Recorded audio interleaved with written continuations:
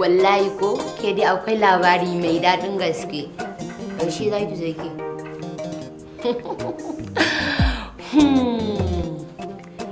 Labari ne babba sai ke da kin shigo kawai. Wallahi tallahi ke dai bari kawai.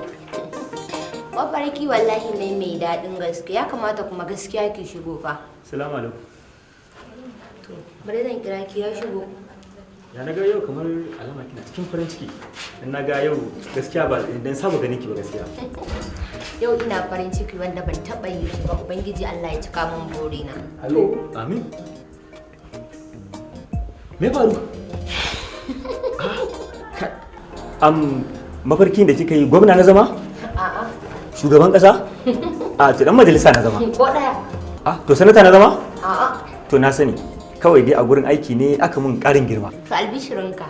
Try mafarkin da ne duka ya fi mun wa'annan abubuwan da ka lissafa. To sarkin garin nan na zama. To sarauta ai ta fi kowace. To ai kai ko ba wa da ba haka zama ba. Mafarki ne to ka mutu.